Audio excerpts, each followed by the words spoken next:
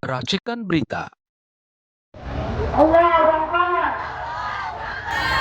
mati.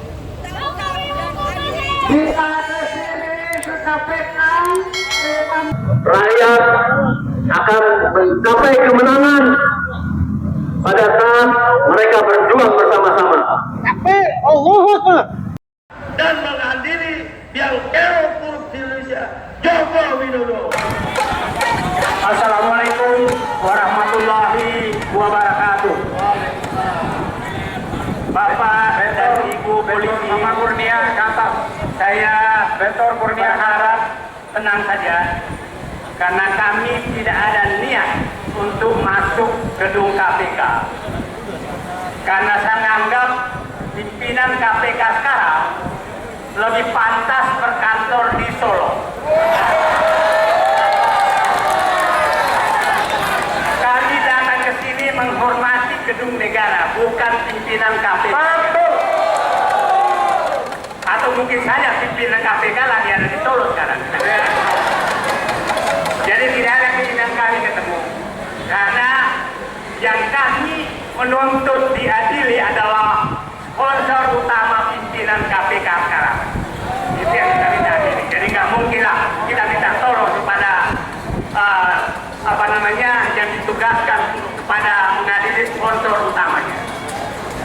Jadi ini hanya menghormati gedung negara, gedung rakyat. Ya. Pasti pertanyaannya, terutama termotor menyatakan apa sih salah Joko Widodo sehingga perlu diadili? Apa salah korupsi Joko Widodo katanya tidak terbukti? Tidak ada bukti. Saya akan ceritakan. Saya selalu mengemukakan contoh koordinator pencuri sapi di kampung saya waktu kecil. Dia tidak pernah mencuri, tapi semua hasil curian anak buahnya dia yang menikmati. Penada, ya? Penada, bukan penada, aktor. Dia pelindung. Dia kalau ada anak buahnya ketangkap, dia datang membebaskan anak buahnya.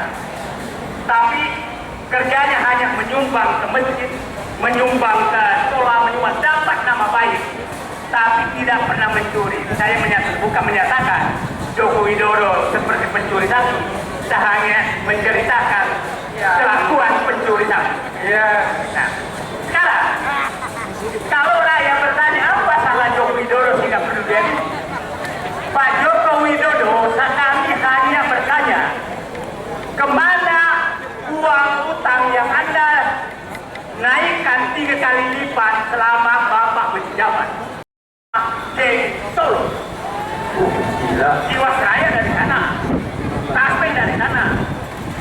Sekarang masuk wilayah-wilayah yang terungkap sekarang itu semua mengarah kepada kekuasaan Joko Widodo.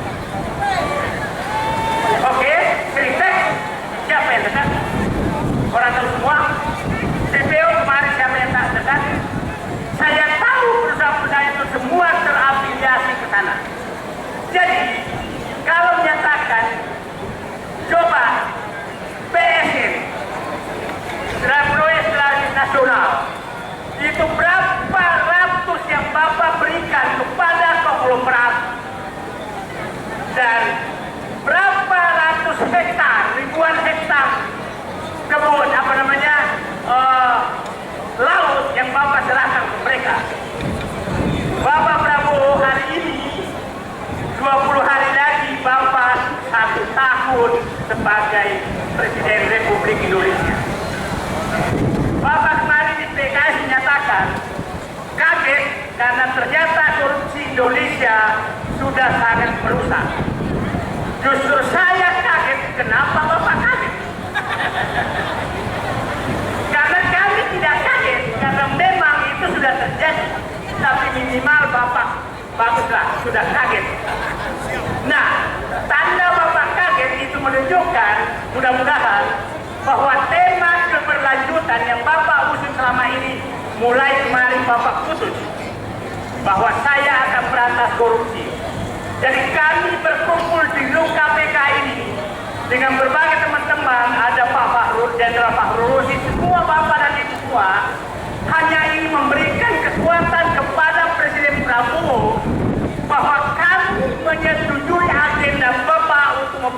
korupsi. Ya. Dan kami datang ke KPK itu menyuguhkan dukungan terhadap program Bapak. Dan kami sangat senang mendengarkan kata Bapak bahwa hanya dengan memberantas korupsi di Indonesia bisa mampu. Dan ada kata-kata Bapak yang lain menyatakan bahwa dibutuhkan pemerintahan bersih untuk memberantas korupsi. Itu kami tunggu. Mudah-mudahan sebelum 20 Oktober Bapak sudah menyingkirkan semua orang-orang kotor di rezim Bapak.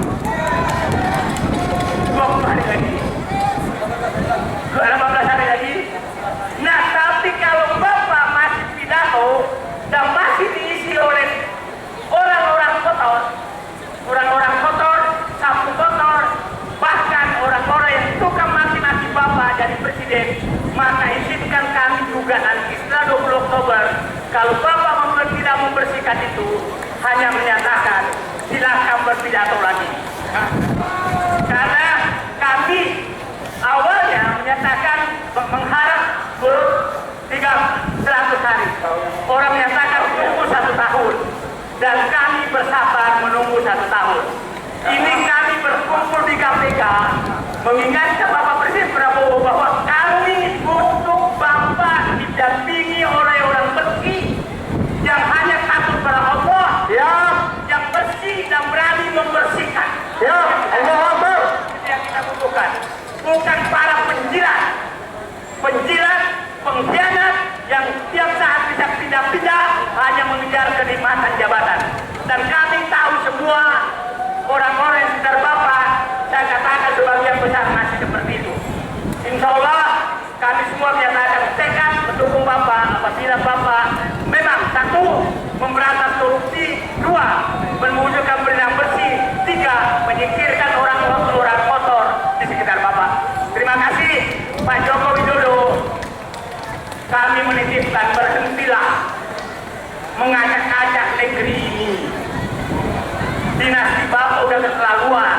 Bapak sudah memaksa Prabowo lagi untuk menerima anaknya sebagai calon wakil presiden 2029. Dan Bapak sudah menyatakan kemarin mengharapkan anaknya Gibran sampai 2034. Itu sepertinya dia menyatakan setelah itu akan jadi presiden lagi. Ini keluarga ini menurut saya sudah keterlaluan.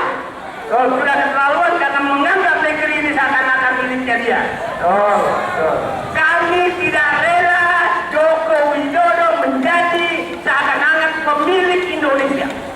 Karena kami tidak tahu sejarah keluarga ini. Dasarnya dari mana kau merasa paling berhak menentukan negeri ini sampai memikirkan cucunya menjadi presiden. Ini sudah keterlaluan dan saya menambah rakyat jangan diam, harus melawan. Kita sudah 10 tahun dibikin sibuk oleh satu keluarga ini. Dasar keluarga ini, jadi masa kita semua ini masih diam. Oke, Joko Widodo nasihatkan saudara, kami tidak diam. Terima kasih. Assalamualaikum warahmatullahi wabarakatuh.